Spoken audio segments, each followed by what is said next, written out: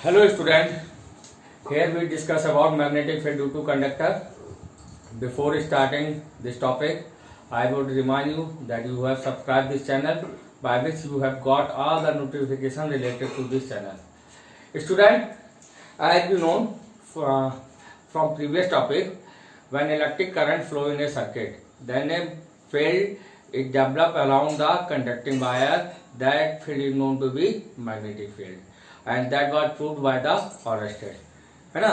तो जो आपका किसी भी करंट कैरिंग वायर में जब करंट फ्लो होती है तो उसके चारों तरफ एक मैग्नेटिक फील्ड प्रोड्यूस होता है, और उसको जो है फॉरेस्टेड ने किस तरीके से प्रूव किया था हम उसको देख चुके हैं। तो स्टूडेंट, उससे पहले जो है उसकी डायरेक्शन वगैरह निकालने के लिए हम आपको एक रूल बताते हैं जो कि आपका ज्यादातर वाइडली यूज किया जाता है इस चैप्टर में, जिसको बोलते हैं मैक्सवेल राइट हैंड रूल। तो मैक्सवेल राइट हैंड रूल क्या कहता है? मैक्सवेल राइट हैंड रूल ये कहता है कि अगर करंट की डायरेक्शन में हम अपने थंब को रखें तो जिस तरफ हमारी मतलब जो फिंगर्स कर्ल होंगी वो मैग्नेटिक फील्ड की डायरेक्शन होगी। फॉर एग्जाम्पल, अगर करंट की डायरेक्शन जो है टिप ऑफ द पेन है, तो अगर हम इस टिप ऑफ द पेन की तरफ अपने थंब को रखें तो जिस तरफ आपकी उंगलियां कर्ल हो रही हैं वो आपके मैग्नेटिक फील्ड की डायरेक्शन होगी। अगर हम इसकी डायरेक्शन को पलट दें, जैसे हमने ये डायरेक्शन को रिवर्स डायरेक्शन कर दिया, अब हमें अपना थंब किस डायरेक्शन में रखना होगा? Tip of the pen. तो जिस डायरेक्शन में हमारी उंगलियां कर्ल हो रही है वो हमारी मैग्नेटिक फील्ड की डायरेक्शन हो जाएगी। Clear? Let first we discuss magnetic field due to the straight carrying conductor, है ना। तो आप मान लीजिए आपका स्ट्रेट कैरिंग कंडक्टर है जिसको कि हमने जो है वोल्टेज सोर्स से ऐड कर रखा है ना। ये आपका पॉजिटिव टर्मिनल है, ये आपका नेगेटिव टर्मिनल है, और इसको वेरिएबल रेजिस्टेंस से जोड़ रखा है जिसके साथ एक अमीटर लगा हुआ है, यहाँ पर के लगी हुई है। तो ये आपका एक सर्किट है, इलेक्ट्रिकल सर्किट है, सर्किट जिसको कि आप पहले पढ़ चुके हो, है ना। आपका फर्स्ट चैप्टर जिसमें आपने पढ़ा था आपका जो आप पहला चैप्टर था इलेक्ट्रिसिटी, वहाँ पे आपने सर्किट के बारे में पढ़ रखा है ना। तो ये कुछ हमने एक सर्किट लिया है और इसमें जो करंट जो है आपका इस पॉजिटिव टर्मिनल से होता हुआ इस तरीके से नेगेटिव टर्मिनल की ओर जा रही है। तो हमने एक कंडक्टर ले लिया एक्स एंड वाई, एक कंडक्टर ले लिया, लेंथ ले ली एक्स वाई। अब इस एक्स वाई के सिरों पर मैग्नेटिक फील्ड कैसा होगा? तो फिर हमको वही आपका मैक्सवेल रूल यूज करना होगा। तो मैक्सवेल रूल हमने क्या बोला?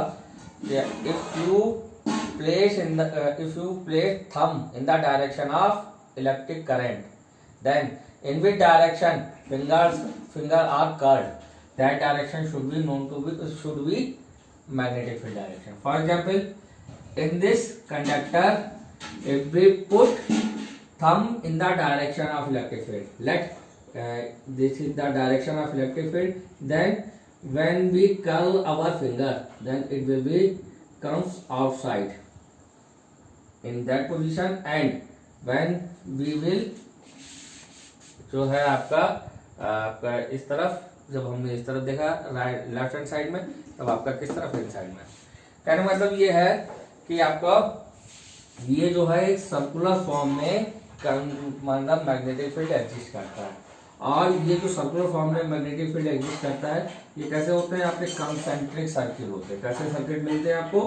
कंसेंट्रिक सर्किल के फॉर्म में आपको मैग्नेटिक फील्ड मिलता है ना। सर्किल के फॉर्म में मैग्नेटिक फील्ड मिलता है ना। और इसको हम इस तरीके से देख सकते हैं। स्टूडेंट, एक चीज ये भी है कि मैक्सवेल राइट हैंड रूल का जब हम यूज करेंगे तो हम ये जरूर देखेंगे हम किस पॉइंट पर किस मतलब स्पेसिफिक पॉइंट पर उसको ऑब्जर्व कर रहे हैं। जैसे अगर हमने यहाँ पे करंट की डायरेक्शन रखी तो यहाँ पर जो होगा मैग्नेटिक फील्ड अंदर, आवाज आ रही तो उसका मतलब मैग्नेटिक फील्ड अंदर की तरफ से आ रहा होगा। सर्कुलर होगा, मैग्नेटिक फील्ड लाइन आपकी सर्कुलर होगी, लेकिन वो किस तरफ होंगी? अंदर की तरफ। और उसी तरीके से अगर हम इस तरफ लेफ्ट साइड से देखें तो ये आपके आउटसाइड की तरफ से मिलेगा, है ना। तो आप ये चीज ध्यान रखना। तो अगर हमने इसको इस तरफ रखा, अगर हमने इस तरफ देखा तो ये आपका आउटवर्ड डायरेक्शन में, और अगर हम जो है इसको इस तरफ देखेंगे लेफ्ट हैंड साइड में तो ये आपका इनवर्ड डायरेक्शन में कंसेंट्रिक सर्किल मिलेंगे, है ना, स्ट्रेट कैरिंग कंडक्टर की कंडीशन में। अब हम ये देखते हैं कि ये जो है कंसेंट्रिक सर्किल जो मिले हैं इस मैग्नेटिक फील्ड आपको कंसेंट्रिक सर्किल के फॉर्म में मिल रहा है, इस मैग्नेटिक फील्ड पर कौन कौन से फैक्टर अफेक्ट करते हैं? तो फैक्टर्स हम देख लेते हैं। तो फैक्टर्स अगर हम बात करें तो पहला फैक्टर बेटा ये है कि if we increase the current in a circuit then magnetic field increases. है ना। तो यहाँ पे लिख सकते हैं मैग्नेटिक फील्ड, यहाँ मैग्नेटिक फील्ड को हम बी से दिखाते हैं। जो नोटेशन है वो नोटेशन जो मैग्नेटिक फील्ड में जो मैग्नेटिक फील्ड का जो नोटेशन होता है वो हम बी से देते हैं, है ना। It directly proportional to the current, मतलब करंट के मैग्नीट्यूड को बढ़ाओगे तो मैग्नेटिक फील्ड बढ़ेगा। दूसरी चीज, अगर जैसे जैसे हम कंडक्टिंग वायर से डिस्टेंस को बढ़ाएंगे, मतलब B inversely proportional to distance, तो मैग्नेटिक फील्ड की इंटेंसिटी कम होती जाएगी। ये सारे के सारे जो ये आपके जो मैग्नेटिक फील्ड होगा वो आपका कंसेंट्रिक सर्किल में होगा, और ये इनकी इंटेंसिटी जो है करंट के इंक्रीज करने से इंक्रीज होगी, और अगर हम इससे दूर जाएंगे तो मैग्नेटिक फील्ड की इंटेंसिटी डिक्रीज होगी। एक दूसरा केस डिस्कस करते हैं कंडक्टर के लिए, जो कि आपका एक सर्कुलर फॉर्म है। एक सर्कुलर फॉर्म में कंडक्टर है कि आपका इस तरीके से ऐसे करके ये एक जो आपका सर्कुलर फॉर्म में कंडक्टर है, इसको हमने थोड़ा सा लार्ज दिखा रखा है। अब इसकी वजह से हमें मैग्नेटिक फील्ड, तो करंट मैग्नेटिक फील्ड हमें कैलकुलेट करनी है।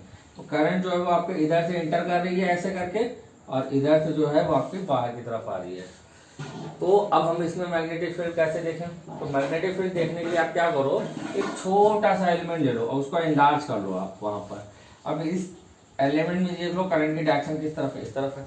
अब हम यहाँ पर अगर देखें तो अगर हम भाई Maxwell right hand thumb rule आपको यूज करना पड़ेगा, तो हम अपने थंब को इन the direction of electric current की डायरेक्शन में रखेंगे। और अगर आवाज आ रही है बोर्ड की तरफ से, है ना, अगर आवाज आ रही है तो इसका मतलब ये इधर इनसाइड होगा, और अगर हम right side left hand side में देखें तो ये आपका आउटसाइड की तरफ मिलेगा। तो इधर से आपको एंटर करता होगा, इधर से आपको निकलता होगा, अगर जस्ट इसको हम हाफ हाफ पोर्शन में डिवाइड करें। तो यहाँ पर भी जो है जैसे हमने देखा था करंट कैरिंग कंडक्टर में आपका जो है सर्कुलर फॉर्म में मैग्नेटिक फील्ड लाइन मिलती है, वैसे आपका अगर इस छोटे से एलिमेंट को हम इलाज करते हैं वहां पर मैग्नेटिक फील्ड को फाइंड आउट करने की कोशिश करें तो हमको कंसेंट्रिक सर्कल के फॉर्म में इस तरीके से मिलेगा, है ना। अगर हम इसको राइट साइड में देखेंगे तो ये आपका इनसाइड जाता हुआ दिखेगा आपको, और हम लेफ्ट हैंड साइड से देखेंगे तो आपको आउटसाइड में आता हुआ मिलेगा। उसी तरीके से अगर हमें दूसरे सिरे पर इस लूप के लेफ्ट हैंड साइड सिरे पर अगर जो है आपको मैग्नेटिक फील्ड देखना है, तो बेटा फिर वही हम इस छोटे से एक लेंथ एलिमेंट को इलाज कर लेते हैं ऐसे करके, यहाँ पर जो है और हमने एक छोटा सा एलिमेंट ले लिया उसको इलाज कर लिया, और we have put thumb in the direction of electric current. When we put in the direction of magnetic field, when we see right hand side, then it will be comes outward from the plane। और जब हम इसको इस तरीके से जब इस तरफ देखेंगे लेफ्ट हैंड साइड में तभी आपका आंसर, तो इधर से आपको अंदर की तरफ, है ना, और इधर से जो आपको बाहर की तरफ मिल जाएंगे। तो आप ये देख रहे हो सर्कुलर लूप में भी आपको करंट इस तरीके से मिल जाती है। क्लियर है ना। और जैसे जैसे देखते हैं सेंटर में देखते हैं तो वो करंट जो है वो आपका बिल्कुल एक स्ट्रेट लाइन के फॉर्म में मिलती है। तो ये कुछ फॉर्मेट मिलता है आपका due to the current loop या सर्कुलर कॉइल। तो यहाँ पे भी हम फैक्टर डिस्कस कर लेते हैं। तो फैक्टर बेटा कौन कौन से हैं, तो फैक्टर्स आपके वही हैं। मैग्नेटिक फील्ड जो होता है वो इलेक्ट्रिक करंट के डायरेक्टली प्रोपोर्शनल, जैसे जैसे करंट बढ़ाओगे वैसे वैसे मैग्नेटिक फील्ड बढ़ेगा। और एज वी मूव ऑन, अगर हम करंट कैरिंग कंडक्टर से दूर जाते हैं तो वैसे वैसे मैग्नेटिक फील्ड क्या होता जाता है, डिक्रीज होता जाता है। तो ये दो उसको फैक्टर अफेक्ट करते हैं, है ना।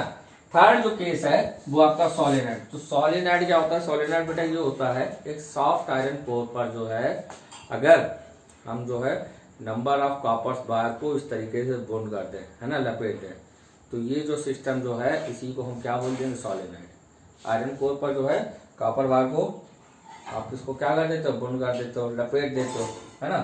If the number of turns are bonded to the आपका soft iron core, then this type of system is known to be solenoid. और इस सोलेनॉइड में बहुत सारे नंबर ऑफ टर्न्स होते हैं। अब इसको देखते हैं बेटा, यहाँ पर जो है मान लीजिए करंट जो है इस तरफ से एंटर कर रही है और ऐसे करते हुए निकलते हुए आपका इधर से आपके सिरे से बाहर निकल रही है ना। तो यहाँ पर जो मैग्नेटिक फील्ड मिलता है वो सच है बार मैग्नेट। बार मैग्नेट में कैसे मैग्नेटिक फील्ड रहता है वो हम इससे पहले वाले टॉपिक में डिस्कस कर चुके हैं। तो बिल्कुल आपको मैग्नेटिक फील्ड बार मैग्नेट की तरीके से मिलता है ना। अब अगर हम इसकी करंट की डायरेक्शन को देखना चाहें तो करंट की डायरेक्शन को देखने के लिए क्या करना पड़ेगा, तो फिर हमें मैक्सवेल राइट हैंड रूल का यूज करना पड़ेगा। लेकिन इस बार जो है थोड़ा सा हमें दूसरे तरीके से देखना पड़ेगा। तो अगर हम करंट की डायरेक्शन, जिस डायरेक्शन करंट मतलब जा रही है वो डायरेक्शन में फिंगर्स को अगर कर्ल कर ले, है ना, तो थंब जो डायरेक्शन दिखाएगा वो हमारा नॉर्थ पोल होगा। तो जैसे ये करंट की डायरेक्शन आपका डाउनवर्ड डायरेक्शन में, यहाँ पे आप फिगर में देख सकते हो डाउनवर्ड डायरेक्शन में मैंने दिखा रखी है ना। तो ये हमारी करंट की डायरेक्शन हो गई। तो ये जो थंब जो है ये हमारे किसको शो करेगा, नॉर्थ पोल को शो करेगा, है ना। और इसे जो ये थंब नॉर्थ पोल और इसका दूसरा वाला सिरा किसको शो करेगा, साउथ पोल को शो करेगा। तो जैसे बार मैग्नेट का मैग्नेटिक फील्ड होता है बिल्कुल जस्ट एज इसका भी मैग्नेटिक फील्ड होता है कि आपका नॉर्थ पोल से मैग्नेटिक फील्ड निकलेंगी और कहाँ की हो जाएंगी, साउथ पोल की हो आएंगी, है ना, समझ लो। और पोल पर मैग्नेटिक फील्ड इंटेंसिटी लार्ज होती है, अंदर जो होती है मैग्नेटिक फील्ड साउथ से नॉर्थ की ओर होती है, और अंदर मैग्नेटिक फील्ड होता है inside the solenoid magnetic field constant रहता है, बाहर बैरी करता है। जैसे हम दूर जाएंगे और इसके पोल से जैसे जैसे हम दूर जाएंगे वैसे वैसे मैग्नेटिक फील्ड कम होता जाएगा, है ना, पोल्स पे मैक्सिमम होगा और अंदर जो होगा वो कांस्टेंट होगा, जैसे कि आपका बार मैग्नेट में होता है। फैक्टर्स को हम डिस्कस कर लेते हैं। तो फैक्टर्स कौन कौन से हैं आप इसको समझ लीजिए। तो इसको फैक्टर्स जो डिफाइंड जो आपको इसको अफेक्ट करते हैं, तो पहला तो फैक्टर है कि आपका इलेक्ट्रिक करंट के डायरेक्टली प्रोपोर्शनल होता है ना। जो आपका जो करंट की मैग्नीट्यूड को बढ़ाओ तो मैग्नेटिक फील्ड बढ़ेगा और करंट की मैग्नीट्यूड को कम करो तो मैग्नीट्यूड कम होगा। डिस्टेंस के इनवर्सली प्रोपोर्शनल होता है और नंबर ऑफ टर्न्स के डायरेक्टली प्रोपोर्शनल होता है। करंट के डायरेक्टली प्रोपोर्शनल, डिस्टेंस के inversely proportional, number of turns के डायरेक्टली, जितने नंबर ऑफ टर्न्स बढ़ाओगे वैसे वैसे मैग्नेटिक फील्ड बढ़ जाएगा। एक्चुअली होता क्या है, एक डिफरेंट लूप है, बहुत सारे लूप है। जैसे यहाँ पर हम सिर्फ एक लूप की बात करें तो यहाँ पे बहुत सारे लूप है जिनमें डायरेक्शन करंट की डायरेक्शन जो एक तरफ है, तो उनका सब मैग्नेटिक फील्ड जो है वेक्टर क्वांटिटी है, तो उसको आप ट्वेल्थ में पढ़ोगे तो मैग्नेटिक फील्ड एड अप होता चला जाता है। तो इसलिए यहाँ पर एक बहुत strong magnetic field due to the solenoid generate होता है ना। इसका यूज भी है, जैसे बड़ी बड़ी जो क्रेनें जो होती हैं वहाँ पे सोलेनॉइड का यूज किया जाता है। और ये सोलेनॉइड जो होते हैं इनको हम इलेक्ट्रोमैग्नेट बोलते हैं। इलेक्ट्रोमैग्नेट बोलने के पीछे रीजन क्या है कि करंट की वजह से इसके चारों तरफ मैग्नेटिक फील्ड डेवलप करते हैं, इसलिए इसको हम क्या बोलते हैं, इलेक्ट्रोमैग्नेट बोलते हैं। तो जो आपकी बड़ी बड़ी क्रेनें जो होती हैं वहां पर इस सोलेनॉइड का यूज किया जाता है, यहाँ पे हैवी चीज उठानी होती है।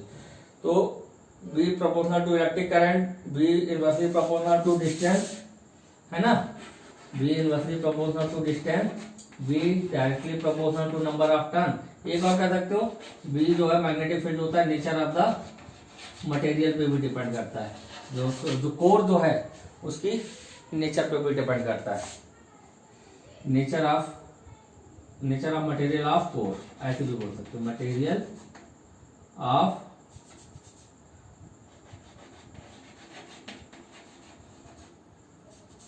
लिख नहीं पा रहा, नेचर ऑफ कोर लिखे जा रहा हूँ, है ना, nature of material of core समझ लेना आप लोग, ये मटेरियल।